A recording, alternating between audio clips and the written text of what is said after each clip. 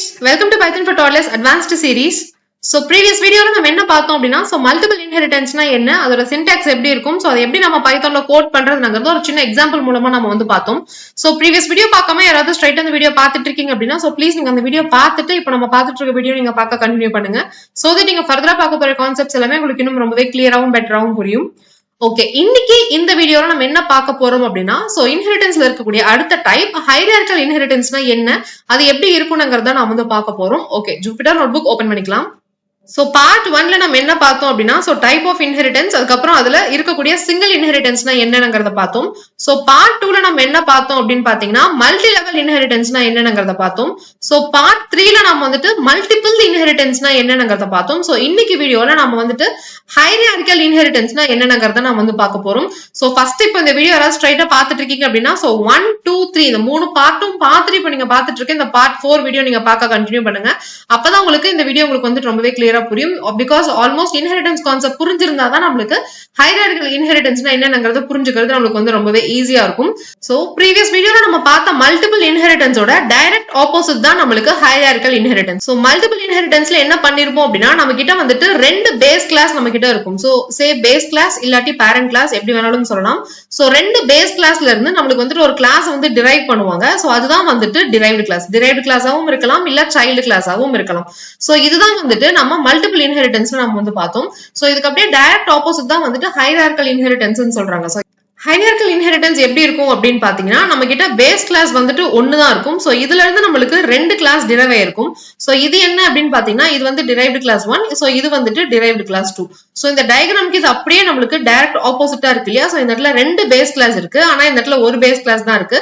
Derived class இந்த இடத்துல ஒண்ணுதான் இருக்கு, ஆனா இந்த இடத்துல ரெண்டு டிரைவ்டு கிளாஸ் இருக்கு இல்லையா. சோ இதான் வந்துட்டு மல்டிபிள் இன்ஹெரிட்டன்ஸோட ஆப்போசிட் தான் வந்துட்டு ஹைரார்க்கியல் இன்ஹெரிட்டன்ஸ் அப்படின்னு நம்மளுக்கு வந்து சொல்லுவாங்க.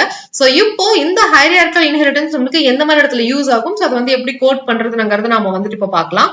சோ இப்போ நம்மளோட டாஸ்க் என்ன அப்படின்னா ஒரு ஃபேமிலியோட டீடைல்ஸ் நம்ம வந்து கலெக்ட் பண்ணணும். சோ அந்த ஃபேமிலில எத்தனை பேர் இருக்காங்க அப்படின்னு பாத்தீங்கன்னா 4 பேர் இருக்காங்க. யார் யாருன்னு பாத்தீங்கன்னா ஃபாதர் ஒருத்தங்க, மதர் ஒருத்தங்க, அதுக்கப்புறம் சைல்டு 1, அதுக்கப்புறம் சைல்டு 2 அப்படின்னு சொல்லிட்டு டோட்டலா 4 பேர் இருக்காங்க.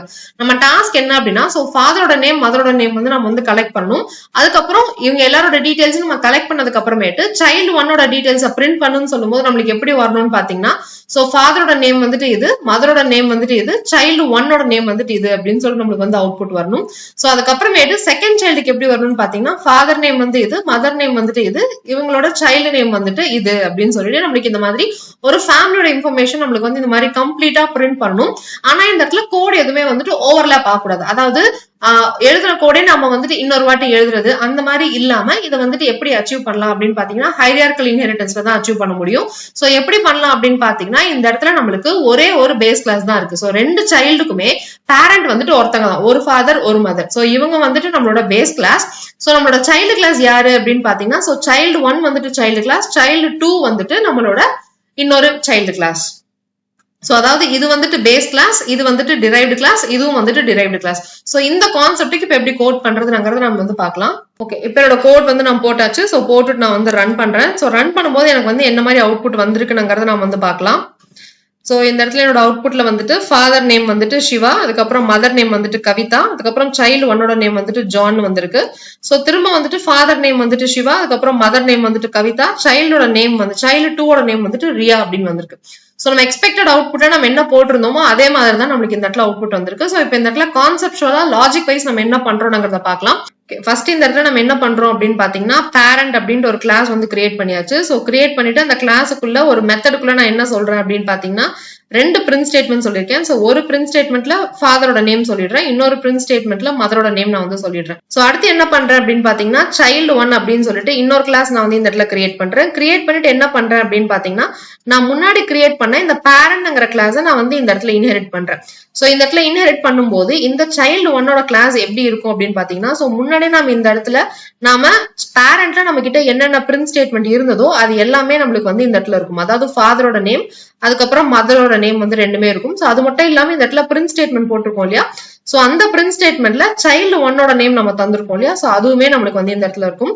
சோ அடுத்த கிளாஸ்ல என்ன பண்றேன் அப்படின்னு பாத்தீங்கன்னா சைல்டு 2 அப்படின்னு கிரியேட் பண்றேன். சோ கிரியேட் பண்ணிட்டு இந்த இடத்துல என்ன பண்றேன்னு பாத்தீங்கன்னா பேரண்ட்ங்கிற இந்த கிளாஸ் நான் திரும்ப வந்துட்டு இந்த கிளாஸ்க்கு இன்ஹெரிட் பண்றேன். சோ இதை வந்துட்டு நான் இந்த இடத்துல இன்ஹெரிட் பண்றேன். சோ இன்ஹெரிட் பண்ணும்போது இந்த கிளாஸ் எனக்கு என்ன மாதிரி இருக்கும் அப்படின்னு பாத்தீங்கன்னா, சோ ஆல்ரெடி நம்ம கிட்ட இருக்க இந்த கிளாஸ் 1ல அதாவது பேரண்ட் கிளாஸ்ல இருக்கக்கூடிய அந்த 2 பிரிண்ட் ஸ்டேட்மெண்ட்டுமே நம்மளுக்கு இந்த இடத்துல இருக்கும். சோ பிரிண்ட் ஸ்டேட்மெண்ட்ல இருக்கக்கூடிய ஃபாதர் நேம், சோ பிரிண்ட் ஸ்டேட்மெண்ட்ல இருக்கக்கூடிய மதர் நேம் நம்மளுக்கு இந்த இடத்துல இருக்கும். சோ அதுக்கப்புறம் இங்க இருக்கக்கூடிய பிரிண்ட் ஸ்டேட்மெண்ட்ல நாம சைல்டு 2ஓட நேம் கொடுத்துருக்கோம் இல்லையா, சோ அதுவுமே நம்மளுக்கு இந்த இடத்துல ஸ்டோர் ஆயிருக்கும். சோ அதுக்கப்புறம் நம்ம என்ன பண்றோம் அப்படின்னு பாத்தீங்கன்னா, ஆப்ஜெக்ட் வந்து கிரியேட் பண்றோம். சோ ஆப்ஜெக்ட் வந்துட்டு சைல்டு 1க்கு நம்ம கிரியேட் பண்றோம். சோ இந்த சைல்டு 1 இருக்கு இல்லையா, சோ இந்த இடத்துல ஆப்ஜெக்ட் 1 அப்படின்னு நம்ம வந்து இந்த இது கிரியேட் பண்றோம். சோ கிரியேட் பண்ணிட்டு அடுத்தது வந்துட்டு ஆப்ஜெக்ட் 2 வந்துட்டு சைல்டு 2க்கு நம்ம வந்துட்டு கிரியேட் பண்றோம். சோ சைல்டு 2க்கு 2 சைல்டுக்கு 2 ஆப்ஜெக்ட் கிரியேட் பண்ணியாச்சு. சோ கிரியேட் பண்ணதுக்கு அப்புறம் என்ன சொல்றோம் அப்படின்னு பாத்தீங்கன்னா, இந்த இடத்துல ஆப்ஜெக்ட் 1 டாட் நேம் வந்து நான் வந்து கால் பண்றேன். சோ நேம்ங்கிறது எனக்கு எந்த இடத்துல டிஃபைன் பண்ணிருக்கேன்னு பாத்தீங்கன்னா, பேரண்ட்குள்ள நான் டிஃபைன் பண்ணிருக்கேன். ஆனா அதை வந்து என்னால இங்க இருந்து அக்சஸ் பண்ணிக்க முடியும். எதனால அப்படின்னு பாத்தீங்கன்னா, இந்த பேரண்ட்ல இருக்கிறது எல்லாமே இந்த இடத்துல இன்ஹெரிட் பண்ணு நான் சொன்னதுனால இந்த ஆப்ஜெக்ட் 1 வச்சு நம்மளால இந்த நேமுக்குள்ள இருக்கக்கூடிய இந்த 2 ஸ்டேட்மெண்ட்டை அக்சஸ் பண்ண முடியும். சோ அக்சஸ் பண்ணிட்டு நம்மளுக்கு இந்த இடத்துல கொடுத்திருக்க சிவா அண்ட் கவிதாங்கிறது நம்மளுக்கு இந்த இடத்துல பிரிண்ட் ஆயிடுது. அதுக்கப்புறம் ஆப்ஜெக்ட் 1 டாட் சைல்டு நேம் அப்படின்னு நான் வந்து சொல்லியிருக்கேன். சோ ஆப்ஜெக்ட் 1 டாட் சைல்டு நேம்ல தான் நான் வந்துட்டு இந்த பிரிண்ட் ஸ்டேட்மெண்ட் கொடுத்திருக்கேன் இல்லையா, சோ இந்த பிரிண்ட் ஸ்டேட்மெண்ட் வந்து எனக்கு இந்த இடத்துல பிரிண்ட் ஆகுது. சோ அடுத்து என்ன பண்றேன் அப்படின்னு பாத்தீங்கன்னா, ஆப்ஜெக்ட் 2 டாட் நேம் நான் திரும்ப கால் பண்றேன். சோ திரும்ப இந்த ஆப்ஜெக்ட் 2 வச்சுட்டு நான் இதை வந்து நான் கால் பண்றேன். அதாவது பேரண்ட் கிளாஸ்க்குள்ள இருக்கக்கூடிய இந்த நேமை நான் வந்து கால் பண்றேன். சோ இந்த சைல்டு 2க்குள்ள இந்த பேரண்ட்டை நான் இன்ஹெரிட் பண்ணதுனால என்னால இதையுமே என்னால அக்சஸ் பண்ண முடியும். சோ அதனால எனக்கு என்ன அவுட்புட்ல என்ன ஆகுது அப்படின்னு பாத்தீங்கன்னா, சோ இந்த இடத்துல திரும்ப இந்த இடத்துல சிவா, இந்த இடத்துல கவிதாங்கிறது எனக்கு திரும்ப வந்திருக்கு. அதுக்கப்புறம் ஆப்ஜெக்ட் 2 டாட் சைல்ட் நேம் 2ங்கிறத நான் கால் பண்றேன். சோ திரும்ப இந்த ஆப்ஜெக்ட் 2 வச்சு இந்த பிரிண்ட் ஸ்டேட்மெண்ட்டை கால் பண்றேன். ஏன்னா இந்த பிரிண்ட் ஸ்டேட்மெண்ட் தான் சைல்டு நேம் 2 நம்ம வந்து சொல்லியிருக்கோம். சோ அதை கால் பண்ணும்போது இங்க இருக்கக்கூடிய ரியா வந்து நம்மளுக்கு இந்த இடத்துல பிரிண்ட் ஆயிருக்கு.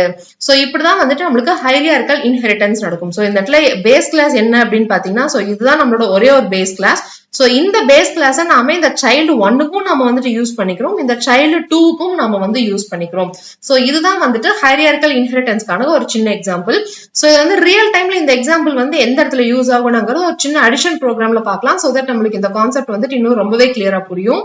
சோ அடிஷன்ல நம்மளுக்கு என்ன மாதிரி இடத்துல நம்மளுக்கு இந்த கான்செப்ட் யூஸ் ஆகும் அப்படின்னு பாத்தீங்கன்னா, சோ கோட் வந்து ஒருத்தவங்க வந்து டெவலப் பண்றாங்க. சோ டெவலப் பண்ணும்போது நம்மளுக்கு என்ன மாதிரி பண்றாங்கன்னு பாத்தீங்கன்னா, ஒரு 2 வேல்யூஸ் வந்து நம்ம கிட்ட வந்து கொடுத்துறாங்க. சோ சே ஃபார் எக்ஸாம்பிள் ஏயோட வேல்யூ வந்து 20, பியோட வேல்யூ வந்து 10 அப்படின்னு சொல்லிட்டு ஒரு கிளாஸ் நம்மளுக்கு டேட்டாஸா வாங்கிடுறாங்க.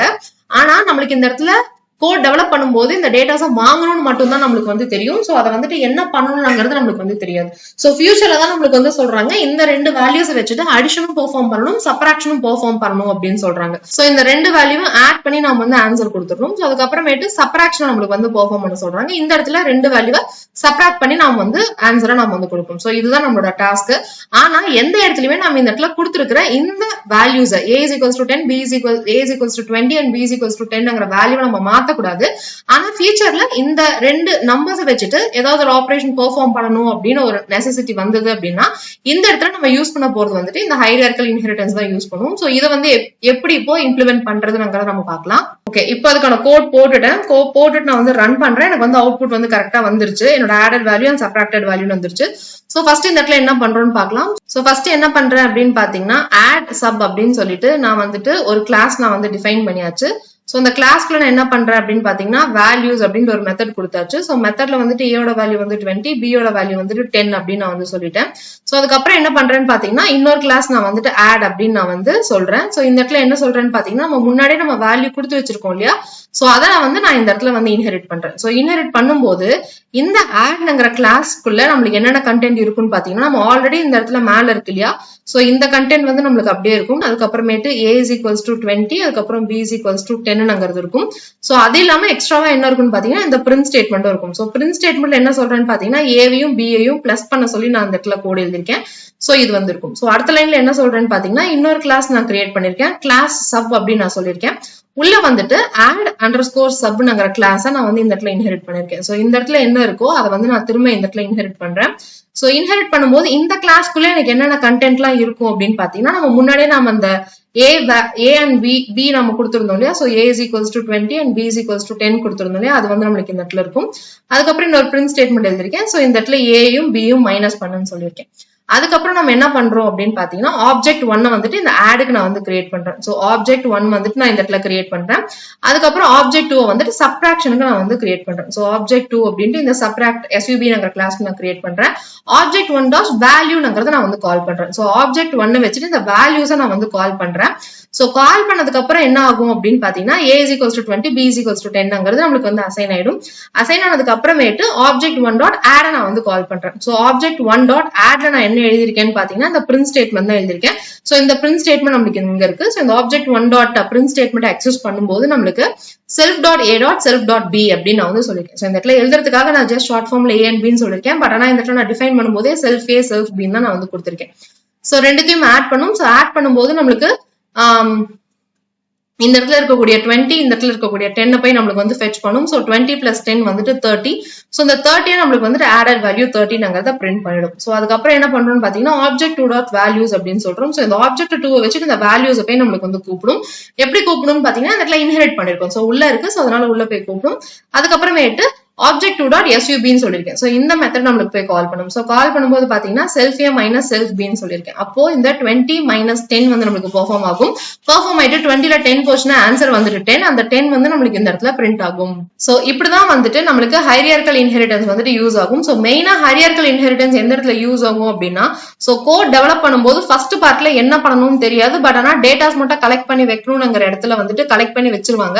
அந்த டேட்டாஸ் வச்சுட்டு அப்புறமேட்டு தான் மேனிபுலேஷன்ஸ் பண்ணணும் அப்படின்னு இருக்கும்போது அப்புறமேட்டு நம்மளுக்கு அதை யூஸ் பண்ணிக்கலாம்னு இருக்கும்போது நம்மளுக்கு வந்துட்டு இந்த ஹையர்கல் இன்ஹெரிட்டன்ஸ் வந்து யூஸ் ஆகும். சோ இந்த இடத்துல ஃபர்ஸ்ட் டைம் வந்துட்டு நம்மளுக்கு டேட்டாவை கலெக்ட் பண்ணி வச்சுட்டாங்க. a வேல்யூ b வேல்யூ வந்து வாங்கி வச்சுட்டாங்க. அதுக்கப்புறமேட்டு தான் அடிஷன் பெர்ஃபார்ம் பண்ணு, அதுக்கப்புறம் தான் சப்ட்ராக்ஷன் பெர்ஃபார்ம் பண்ணுன்னு சொல்றாங்க. சோ இதை வந்துட்டு நம்ம பேஸ் கிளாஸா வச்சுட்டு நம்ம அடிஷனுக்கும் நம்ம வந்து யூஸ் பண்ணிக்கிறோம், நம்மளோட சப்ட்ராக்ஷனுக்கும் நம்ம வந்து யூஸ் பண்ணிக்கிறோம். சோ இதுதான் வந்துட்டு ஹையர்கல் இன்ஹெரிட்டன்ஸ் அப்படின்னு சொல்லுவாங்க. சோ இன்னைக்கு நம்ம பார்த்த கான்செப்ட் மூலமா ஹையர்கல் இன்ஹெரிட்டன்ஸ்னா என்ன, அது வந்து எப்படி ஒர்க் ஆகுது, சோ எந்த மாதிரி சமயத்துல நம்மளுக்கு அது யூஸ் ஆகுங்கிறது ரொம்பவே கிளியரா புரிஞ்சிருக்கும்னு நினைக்கிறேன்.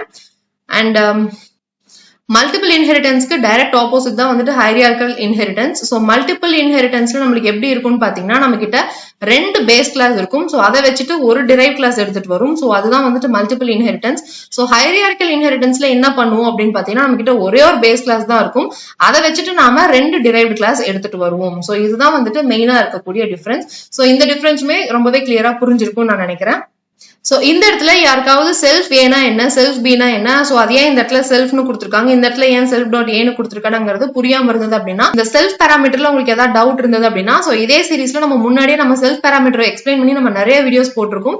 சோ அந்த வீடியோஸ் பார்த்துட்டு வந்திருந்தீங்கன்னா உங்களுக்கு வந்து கண்டிப்பா ரொம்பவே கிளியரா புரிஞ்சிருக்கும். சோ இந்த இடத்துல புரியாம யார் யாருக்கெல்லாம் இருக்கும் அவங்க எல்லாம் ப்ளீஸ் நீங்க போய் அந்த செல்ஃப் பேராமீட்டர்னா என்ன, அது வந்து எதுக்காக யூஸ் ஆகுதுங்கிற வீடியோஸ் நம்ம போட்டிருக்கோம். அதை போய் நீங்க பாருங்க. பார்த்துட்டு இந்த வீடியோ பாத்தீங்கன்னா உங்களுக்கு டெஃபினட்டா ரொம்பவே கிளியரா புரியும்னு நினைக்கிறேன். Happy learning. பை.